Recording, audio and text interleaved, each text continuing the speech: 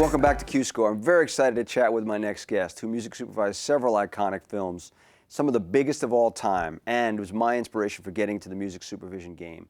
He's one of the pioneers of the industry, began supervising in 1986, and as I said, went to do some of the greatest films of all time, music films like Say Anything, Singles, Jerry Maguire, City of Angels, all the way up to Vanilla Sky, and many, many more.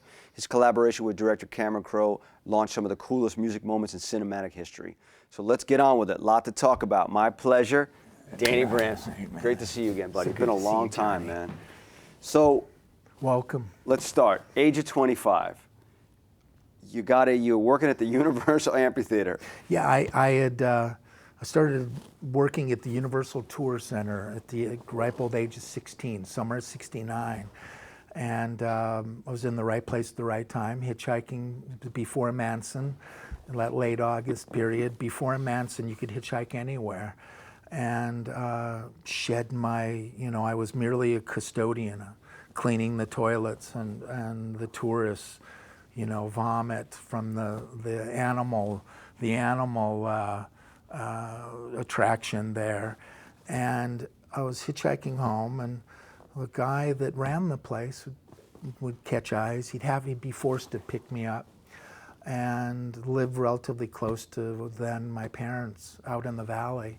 And imagine, when the 101 was just 3 lanes on each side, and this precocious kid rapping this guy's ears off about this new thing, rock and roll, and outdoor concerts, and please give me those, 600 seats worthy of bleachers that surround this Lassie animal act, for the tourists. That's what the amphitheater was? And let me book a rock show. And, the summer ended, I made $600, was able to pay my tuition to get into UCLA Film School without borrowing from my father, would have made me cut my hair. And in 1970, that was a big deal. And that same guy, Jules Stein, I went back, moved out as soon as I turned 18, went back to visit my parents one night, to get the proverbial clothes washed and a warm meal. And my hair, I looked like a breckat.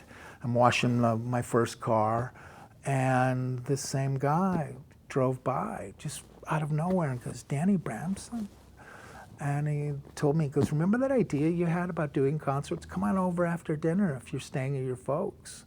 And I remember I went over, and he whipped out these blueprints. I obviously infected him 2 years prior, and whipped out these blueprints, taking a flatbed car, building railroad tracks and moving out this animal stunt stage out and bringing in a band cart.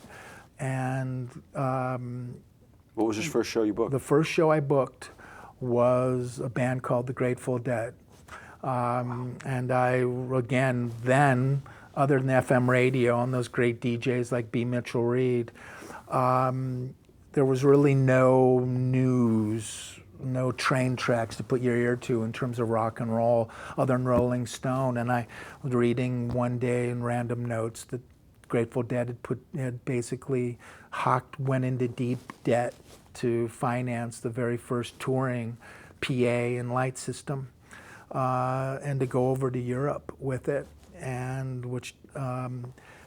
so you could literally just pick up the phone book, get into 411 and dial, up, and I called up the Dead office up in Northern California in Marin, and they would give me, I gave them my number, and their manager at the time, a guy named Rock Scully, famous guy, would try to reach me. And so I suddenly all but moved back into my parents' house so I could use their phone.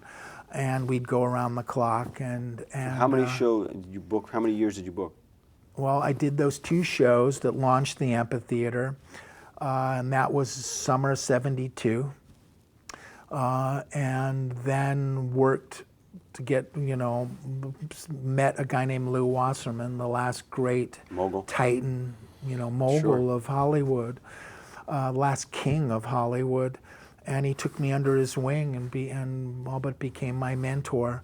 So he helped you make the deal for Backstreet Records? And what I came in and ran the amphitheater exclusively from 75 through, then we put the roof on in 83, 84, and did that to launch it full year for a couple years. So I did 10 years, 1,000 concerts, ranging from Bowie's Diamond Dogs tour to, I was Sinatra's exclusive promoter, to Neil Young, to name it.